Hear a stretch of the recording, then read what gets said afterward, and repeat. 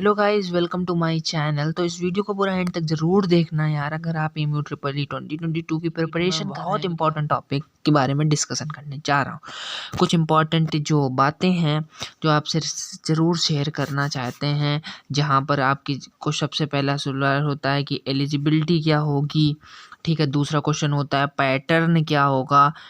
आप आप लोग कभी कभी कंफ्यूज होते होंगे कि क्या एलिजिबिलिटी है, क्या मैं डाल सकता हूँ कि नहीं, क्या पेपर का पैटर्न कैसा होगा, कौन कौन से टॉपिक आएंगे, कितने नंबर से पूछाएंगे। सबसे बड़ी बात कि हम कैसे प्रिपरेशन करें, टाइम क्या होगा, निगेटिव मार्किंग होगी कि नहीं होगी, या होगी तो कितनी होगी, पेपर डेट कब होगी, 2022 की एग्ज़ाम डेट कब है, कब पेपर हमारा होगा। तो आज मैं उन्हीं सब बातों का डिस्कशन करूंगा। तो यार सबसे पहले तो अगर चैनल पर नए हो और चैनल को सब्सक्राइब नहीं किया तो चैनल को सब्सक्राइब कर लीजिए, क्योंकि आप लोगों ने पहले भी बहुत सपोर्ट किया। तो प्लीज़ चैनल को सब्सक्राइब करके तो यार प्लीज़ चैनल को सब्सक्राइब जरूर कर लेना, क्योंकि आप लोग देख सकते हैं कि अभी भी 87% ऐसे लोग हैं जिन्होंने चैनल को सब्सक्राइब नहीं किया। तो प्लीज़ चैनल को सब्सक्राइब कर लीजिए और जल्दी से जल्दी हम लोगों के सब्सक्राइबर आप और इंक्रीज़ करिए, इसी तरह सपोर्ट अपना बनाए रखिए।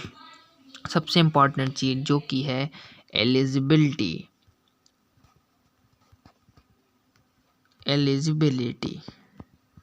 तो ये एक बहुत ही बड़ा इशू है जिसके बारे में हम लोगों को काफ़ी कन्फ्यूज़न रहता है। तो सबसे पहला ये बात मैं बताना चाहता हूँ कि इसके लिए हर इंसान एलिजिबल है।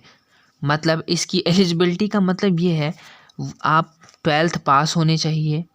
अगर आपके दिमाग में क्वेश्चन आ रहा होगा कि अगर मैंने इस बार ही 12th किया है तो क्या मैं इस बार डाल सकता हूँ, तो बिल्कुल आप डाल सकते हैं, बस आपको अपीयरिंग दिखाना होगा। ठीक है, अब सवाल उठता है कि आपके कितने मार्क्स होने चाहिए, क्या मेरे 60+ % होने चाहिए हर सब्जेक्ट में। तो मैं आपको बताना चाहता हूँ इसके लिए एलिजिबिलिटी के लिए आपको फिजिक्स आपके पास होनी चाहिए, केमिस्ट्री होनी चाहिए, मैथमेटिक्स होनी चाहिए बीटेक के लिए। मैं यहाँ पर आपको फिर से क्लियर कर दे रहा हूँ, मैं जितनी भी आज वीडियो में बातें करूँगा बीटेक के स्टूडेंट्स के लिए ही।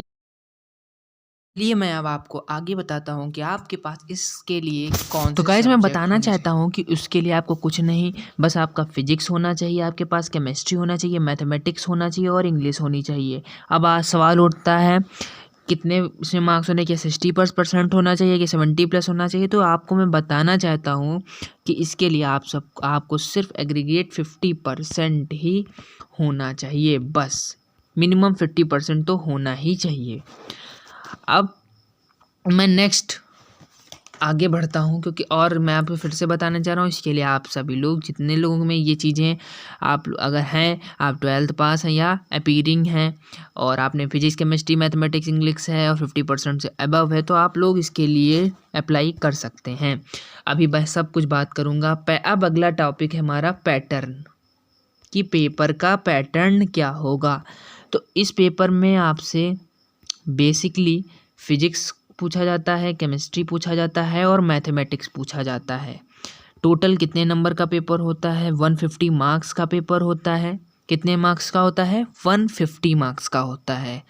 और यहाँ पर निगेटिव मार्किंग होती है। मैं आपसे क्लियर करना चाहता हूँ कि ऐसे कई वीडियोज़ हैं जिसमें ये बताया जा रहा है निगेटिव मार्किंग नहीं होती, तो आप लोग कंफ्यूज मत होना, निगेटिव मार्किंग आपके एग्ज़ाम में होती। इसीलिए बड़ा ही सोच समझ के आपको आंसर को चूज़ करना है, जो नहीं आता उसको मत करिए सॉल्व, और कोशिश करिए कि उन्हीं क्वेश्चन को सॉल्व करें जो आपको कन्फर्म आते हैं, क्योंकि निगेटिव मार्किंग आपकी होती है।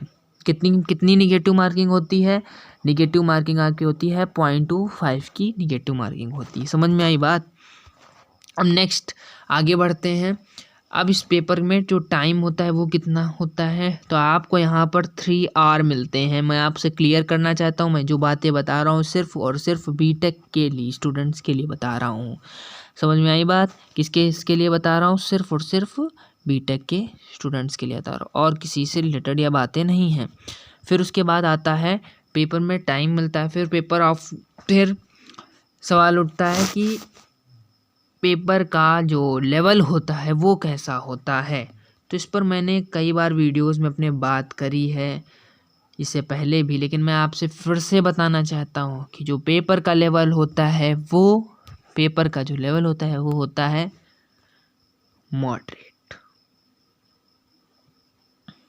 अब मैं ये कह नहीं सकता कि बिल्कुल मॉडरेट ही होता है, हर बार ये वेरी करता रहता है। कभी पेपर का लेवल आपका बहुत ही मतलब अच्छे लेवल का हो जाता है, मतलब हार्ड भी हो जाता है कभी कभी पेपर, कभी पेपर इजी भी रहता है। तो मतलब कुल मिला के मैं इसको कह सकता हूँ मॉडरेट पेपर रहता है। कुछ क्वेश्चन इजी रहते हैं, कुछ क्वेश्चन टफ रहते हैं।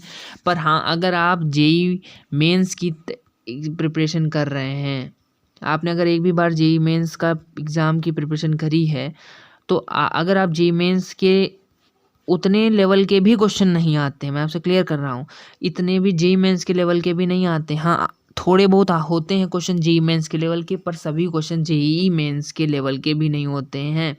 तो ये भी आपको कोई डराने वाली यहाँ पर बात नहीं है। सभी पेपर जेई में सभी क्वेश्चन जेई मेंस लेवल के नहीं होते हैं।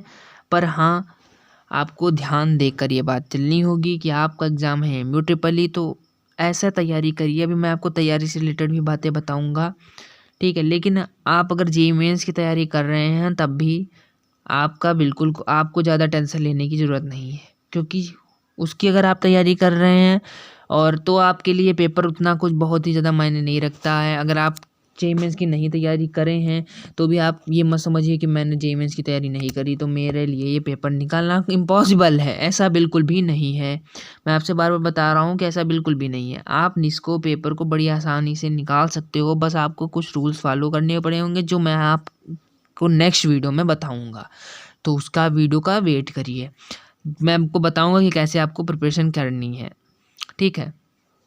अब आगे बात करते हैं कि पेपर कब होगा, इसका पेपर कब होगा। तो अगर मैं MU ट्रिपल ई 2020 की बात करूं और 2021 की बात करूं, तो दोनों का पेपर सितंबर में लाई कर रहा था। सितंबर अक्टूबर के बीच में यह आपका पेपर होता है। अभी आप अगर वेबसाइट्स पे चेक करेंगे तो उसमें बता रहा है कि आपका जून या फिर जुलाई में आप अप्लाई कर सकते हैं, आप ऑनलाइन कर सकते हैं, ठीक है। लेकिन आपकी जो एग्ज़ाम की डेट है मैं शायद अभी कंफर्म कुछ भी नहीं आया है, लेकिन ये सितंबर से अक्टूबर के बीच में एग्ज़ाम इसका होता है। तो इस बार भी एग्ज़ाम सितंबर अक्टूबर के बीच में होगा, ऐसा लग रहा है। ये कंफर्म नहीं है, आई रिपीट, ये कंफर्म नहीं है। सितंबर अक्टूबर के बीच में आपका एग्ज़ाम हो सकता है, कन्फर्म अभी कुछ भी नहीं है। तो मैं आपसे फिर से बता रहा हूँ, सितंबर के बीच में आपका एग्ज़ाम हो सकता है। ये डेट अभी कुछ भी कन्फर्म नहीं है, ठीक है। क्योंकि मैं कुछ लोग वीडियोस में अपने चैलेंज करते हैं कि यही जो मैंने बता दिया यही डेट है, पर मैं ये कह रहा हूँ कि अभी कुछ भी कंफर्म नहीं है, अभी कोई डेट नहीं अनाउंस हुई है। बट हाँ, ये कह सकते हैं कि इसके बीच में हो सकता है आपका पेपर हो, ठीक है। क्लियर हो गया। बस आज के इस वीडियो में इतना ही, मिलते हैं गाइस जल्दी ही नेक्स्ट वीडियो में। और हाँ, अगर आप लोगों को नेक्स्ट वीडियो इसकी पे चाहिए तो उसमें नीचे कमेंट कर सकते हैं, आपको किस बात पे टॉपिक पर जो भी आपको फिजिक्स केमिस्ट्री मैथमेटिक्स में प्रॉब्लम है उसका वीडियो उसका आप लोग नीचे कमेंट कर दीजिए, उस टॉपिक का नाम प्लस उस टॉपिक का जो चैप्टर है, उस दोनों को आपको कमेंट करना है। क्या करना है, आपको नीचे कमेंट करना है जो भी आपको टॉपिक में प्रॉब्लम है, बस टॉपिक का नाम लिखिए, डैश उस चैप्टर का नाम लिखिए जिस चैप्टर से ये टॉपिक होगा, बाकी आपको वीडियो सोल्यूशन मिल जाएगा। और हाँ, आपको नेक्स्ट वीडियो में बताऊंगा कि आपको कैसे प्रिपरेशन करनी है। तब तक के लिए आज कुछ नहीं करना है, आपको बस नीचे लाल कलर वाले सब्सक्राइब बटन को क्लिक कर देना। मिलते हैं जल्दी नेक्स्ट वीडियो में। Thank you so much for watching, take care.